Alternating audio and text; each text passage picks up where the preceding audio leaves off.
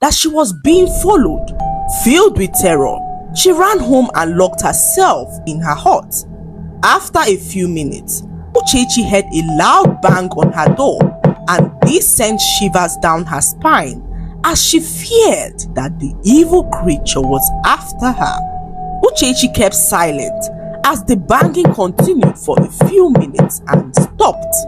Still shaking in fear, Uchechi remained in her hut when she suddenly heard a voice talking behind her.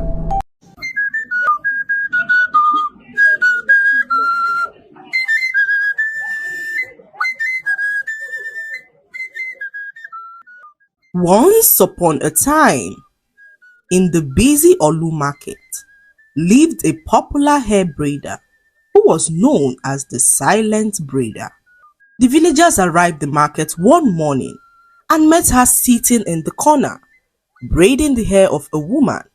They were all shocked as no one in the village had ever seen her before.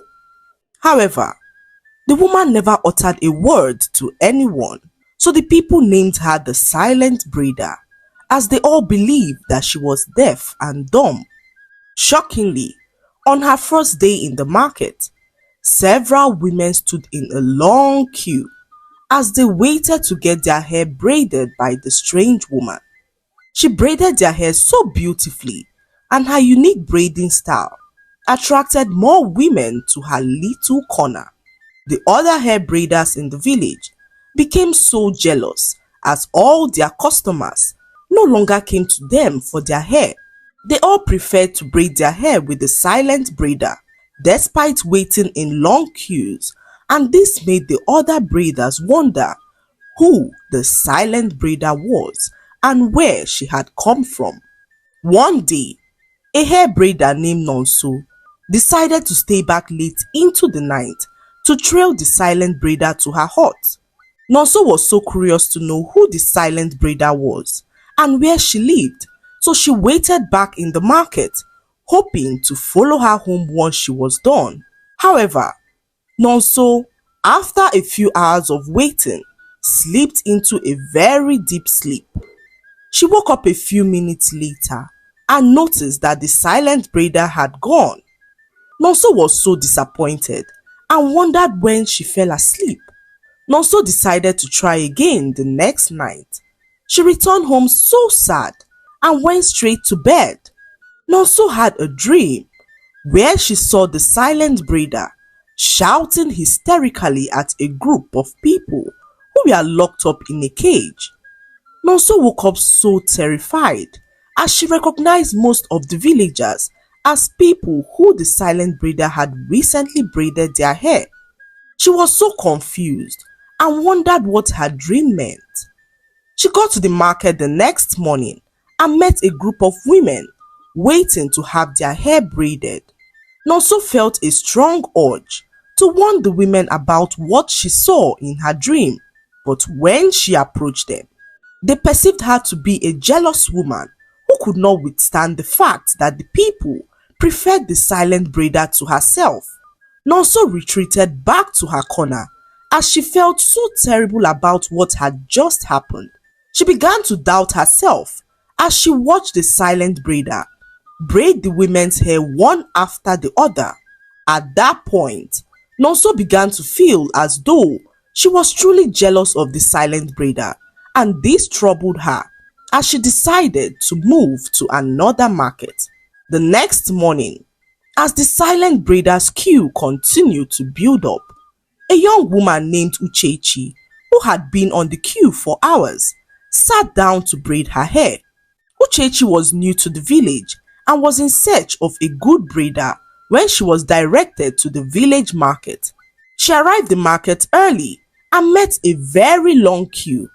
She wondered why so many people were queuing for only one woman, when other braiders sat idly waiting for customers.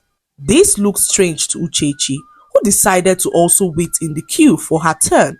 After a few hours, it got to Uchechi's turn, and the braider gestured for her to sit down.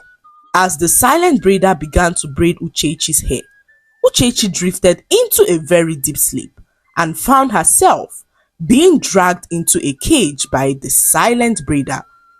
Uchechi struggled with the braider for some minutes as she broke free and began to run.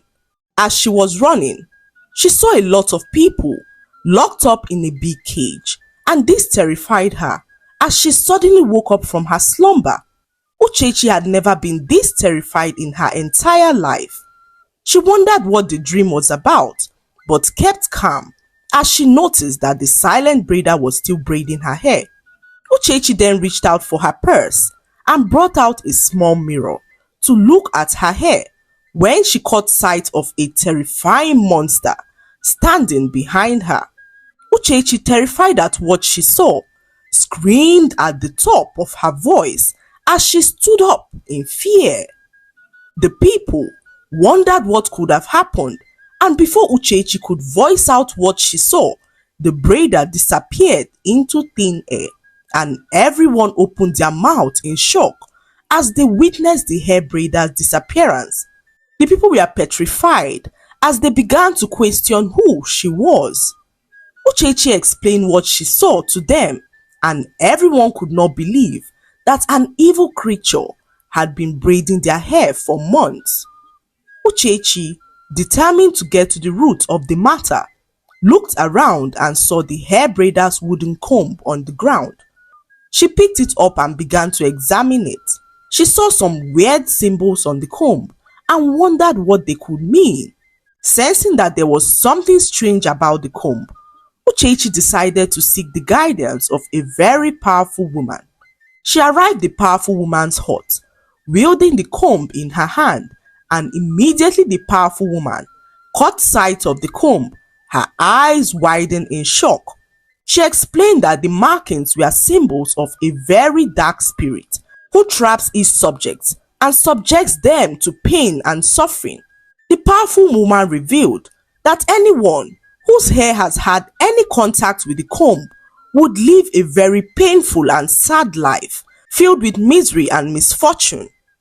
Uchechi, on hearing this, was terrified at what would become of her now that the braider had used the comb on her hair. She asked the powerful woman what she could do, and the woman revealed to her that the only way to reverse the curse of the evil comb was to trace the comb's usage to the first person in the village whose hair was ever braided with the comb. The powerful woman then told Uchechi that once the person is found, the comb should be used to loosen the person's braids, as that will break the curse and set everyone free from bondage. Uchechi, now armed with the knowledge of how to break the curse, embarked on a mission to trace the comb's usage back to its roots. She consulted with the people who sold items in the market, as well as other hair braiders, but no one could recall the first person who ever warmed the stool of the silent braider. Uchechi decided to return back home, but had a strange feeling that she was being followed. Filled with terror, she ran home and locked herself in her hut.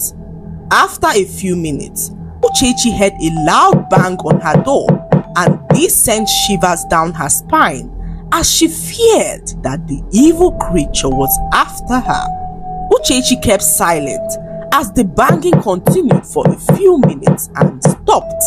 Still shaking in fear, Uchechi remained in her hut when she suddenly heard a voice talking behind her.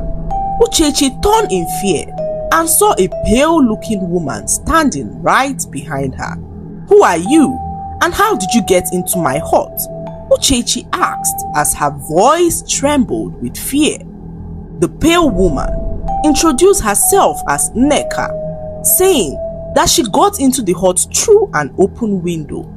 "What do you want from me?" Uchechi asked, and Nneka revealed to her that she was the one that she had been looking for. Nneka revealed how things changed for the worse after the silent braider braided her hair on that fateful morning. She watched as her life crumbled before her eyes and wondered what could have gone wrong. All her children fell sick and died within a short period of time, and her husband left her because he believed that she was cursed.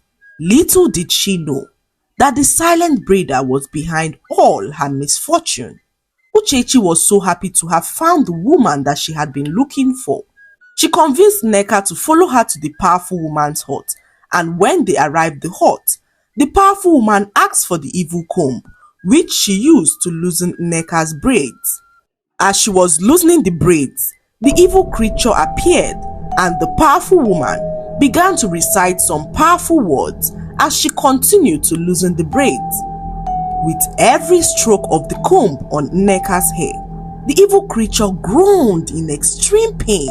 Uchechi watched as the evil creature dissipated into thin air after the powerful woman successfully loosened all of Nneka's braids. The powerful woman, with a smile on her face, declared that the village was now free from the evil grip of the evil creature. All the innocent people whose spirits were once caged by the evil braider were now free, and the people jubilated as they danced and showed their gratitude for their freedom. The market of Olu, once shrouded in misery and fear, now thrived as the other hair braiders who had been overshadowed by the silent braider regained their customers, and the village returned to its lively self. The lesson to be learned from this story is that blindly following trends without questioning or understanding them can be so dangerous. We should all learn to be discerning and seek knowledge rather than blindly following the crowd. Also, trust your instincts and don't dismiss warning signs, as our intuition serves as a valuable guide to keep us away from impending danger.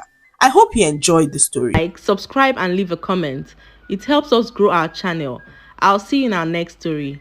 Bye.